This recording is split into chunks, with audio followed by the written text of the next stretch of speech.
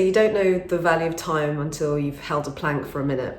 Well, I say you don't know the value of time until you've kicked up into a handstand and found that every second counts. Oh, nice. Yeah, you got really straight there. There.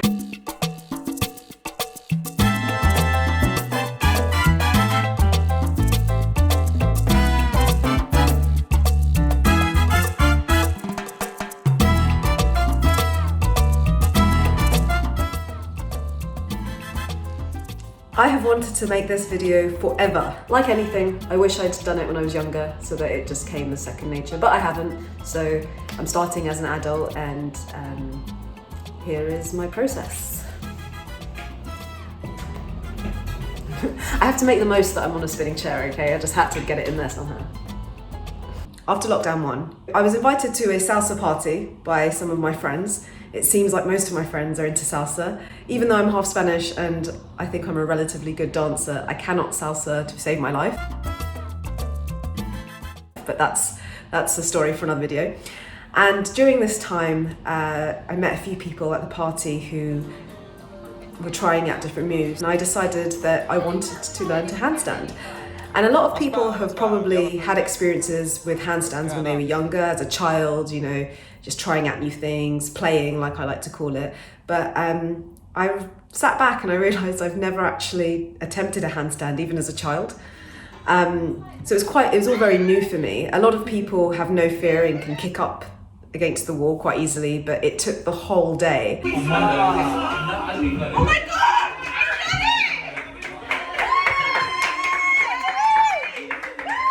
And even then I had to make sure, you know, I was on a carpeted floor, that my wrists weren't hurting, that I was near enough to the wall and not too far that I would hurt my spine or something.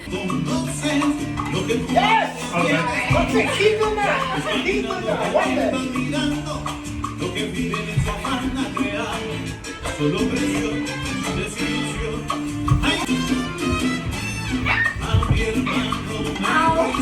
Attempting to learn to handstand was just so out of my league. So handstands are really dear to me because before my calisthenics journey, before finding out that I had an interest in these things, I just had one goal, and it was to handstand. And ironically, I have ticked off a lot of things off my list, but handstands seem to be this elusive, magical thing that is very, very hard to grasp for me. I went home and attempted this, and actually it took 2 or 3 attempts to even be able to kick up against the wall. And after doing this, I felt quite comfortable making shapes and getting my body in different positions against the wall, but it was always against the wall. Just the simple fact of being able to hold myself upside down, hold my weight on my arms, regardless of if I had support from a wall or not, was just mind-blowing at the time. And so I played around with this a lot, and I didn't think of actually learning how to hold a handstand, to be honest, which is what most people would like when they attempt to do it. I just wanted to just be creative and see all the different kind of shapes and poses I could do, and maybe attempt to do this in different places that weren't just in the comfort of my own home. And also explore other movements where I'd have to be upside down even for a few seconds, things like cartwheels. I felt like I'd found a new superpower, and yeah, it was a really fun time. It was summer, the weather was good, unlike now, and unlike me pretending that the weather is good. You know, dress for the weather you want. Yeah.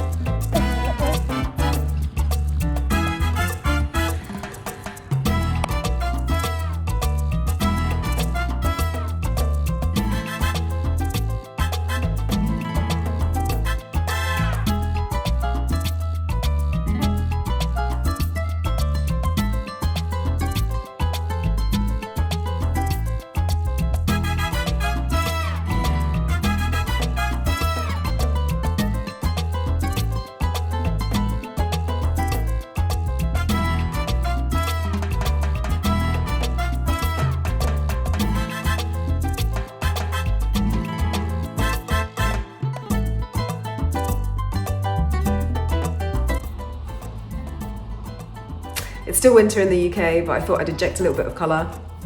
Got this from Mexico. really love it. I had earrings to match, but my face is so small that we've just stuck to my faves. Apologies, my nail varnish is coming off as well. I tried a little bit, at least with my clothing. Anyway, so yeah, handstands.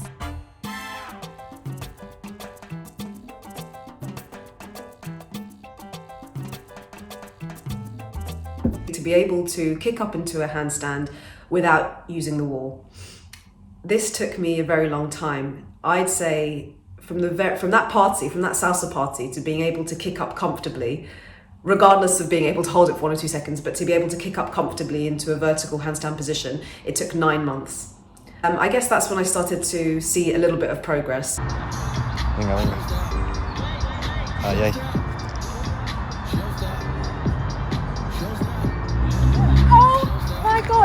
I would go to parks where they had quite nice soft ground. I'd attempt to kick up, and a lot of times I found that splitting my legs into a straddle position actually enabled me to hold the handstand for a few extra seconds, just because I got that balance and I could feel it out.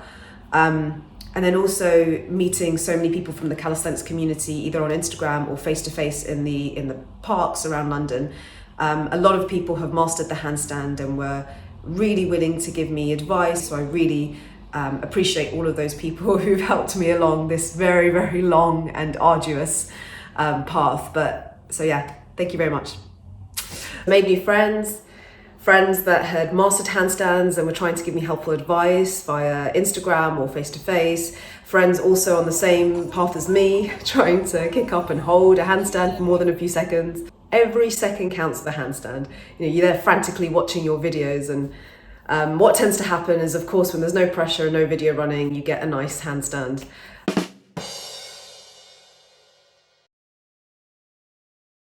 A few months ago, I got a handstand of 8 seconds.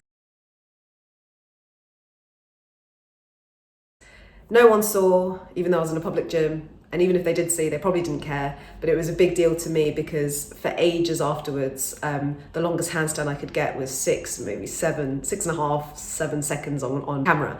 It was a big deal for me because I was counting. I was like, oh my God, you know you're holding a handstand long when you have time to think about things and you're still in the air.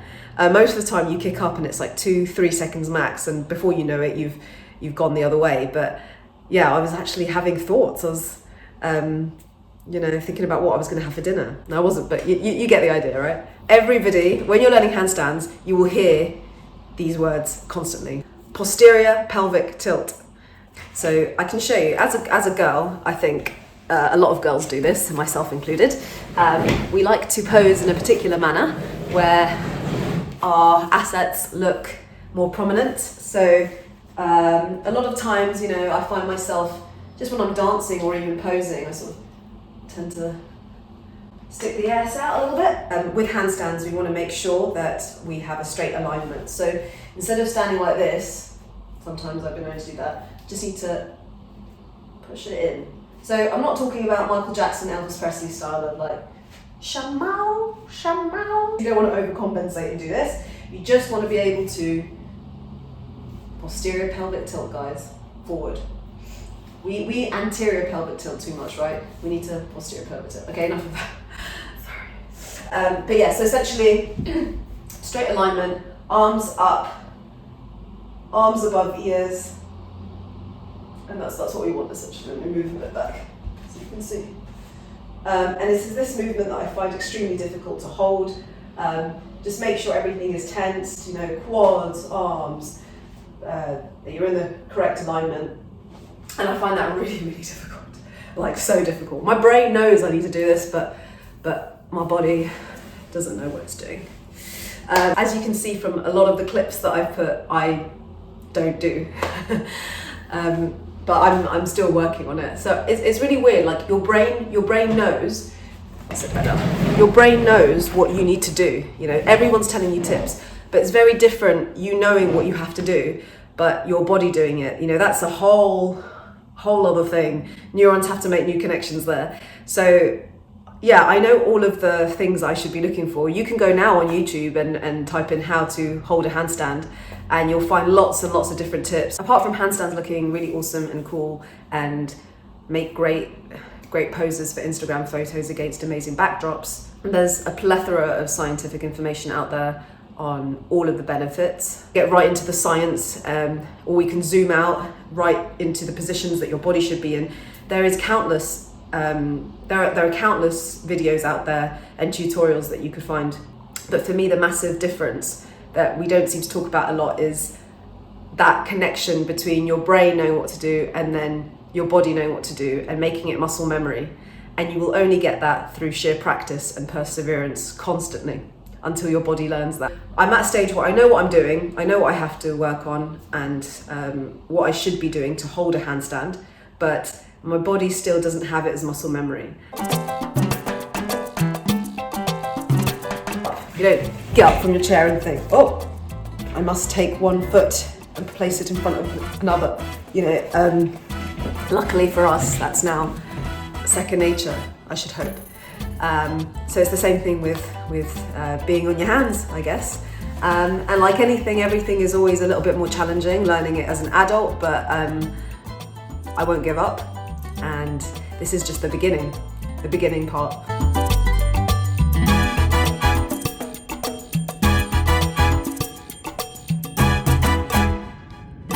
All right, guys, and then something that was a game changer for me was when people explained to me how to grip the floor.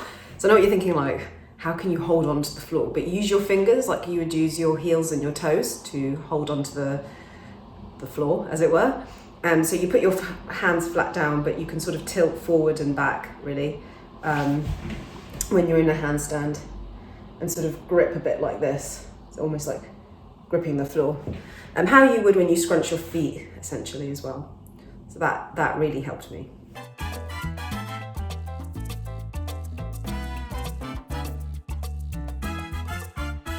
To be honest, it's been a bit of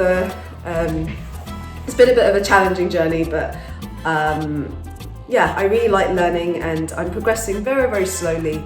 Like I said, all of these video clips are an amalgamation of different footage that I've taken over the period of I think just over 1.5 years now. So that's as far as I've come. Like I said, it took me 9 months just to be able to kick up without the wall. So it is a very long process, especially for me. Handstands are just so awesome. Like, they're just so awesome.